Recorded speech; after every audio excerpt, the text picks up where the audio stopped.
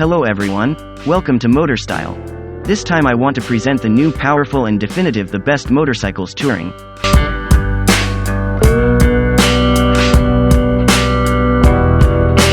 It's clear that the 2022 Aprilia Touareg 660 will be a significant competitor in the middleweight adventure class once I've had the chance to ride it. It's a bike that's streamlined, lightweight, and free of frills. The Touareg 660 is defined by its 659cc engine, which is narrower than the majority of its competitors. The Touareg's thin parallel twin engine gives elegant comfort and control while providing a decent 80 horsepower with the least amount of motorbike in between the rider and the engine as feasible. The Touareg 660 isn't likely to be admired for its beauty, but many people will be impressed by its performance. Malicious, but not in a bad way, its personality. For the Touareg, we used an engine that was originally designed for the sport bikes the RSV4, 1099cc, and 660 rupees, also known as Tuono 660, and was adapted to fit the Touareg's unique needs. Mainly, the Touareg's twin cam profiles are tweaked to give a flatter, broader powerband. No mid-range dips or glitches, no stumbles or lurches are present in this engine at any throttle setting. The 81mm bore from the RSV4 and the heads and pistons from the proven World Superbike Championship engine should alleviate any worries regarding dependability.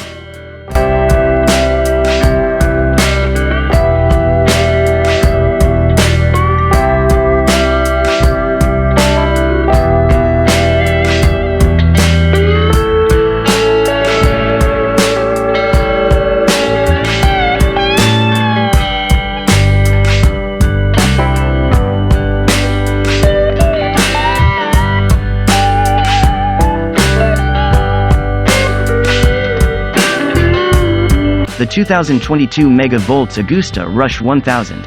In addition to the F3RR, which is a fantastic new triple from the Italians, they also have a number of fascinating ADV models. In the beginning, I wondered if this was some kind of Cagiva sequel, and in a sense, it is. Famous Dakar Rally winning Lucky Explorer Cagiva Elephant. As of right now, no specific date has been set for the arrival of these ADV vehicles, just that they will be available in 2022. MV Agusta's 2022 lineup, as well as what I know about the Lucky Explorer project, will be revealed in the following paragraphs.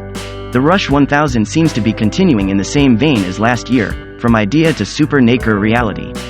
The MV Agusta Rush is based on a Brutal 1000RR, but MV Agusta went all out with a level up wand to make it unique.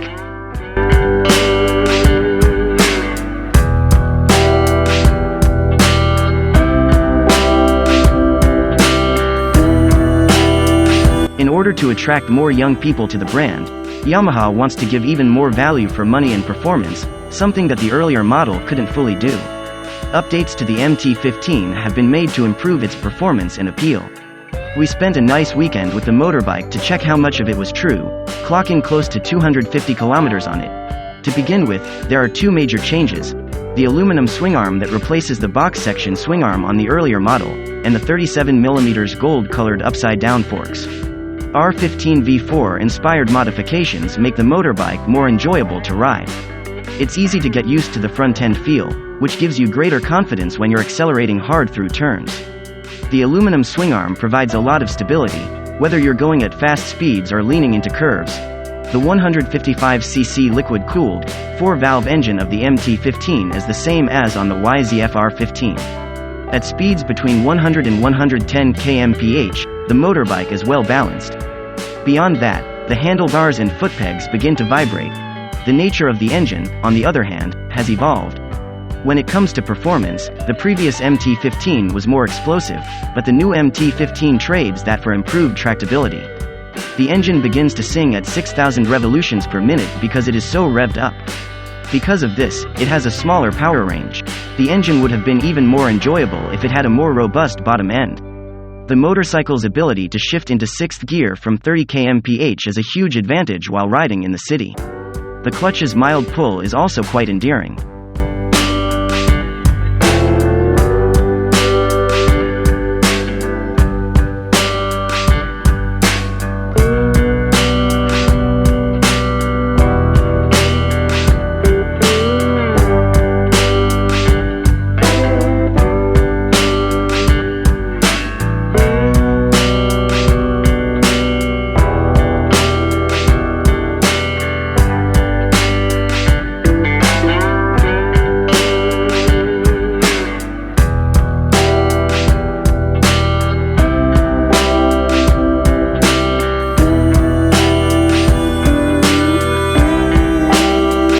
KTM 1290 Super Adventure R. Even at 542 pounds wet, the SAW R is still a ripper of a motorbike, capable of systematically destroying the rear tires of everything in its path.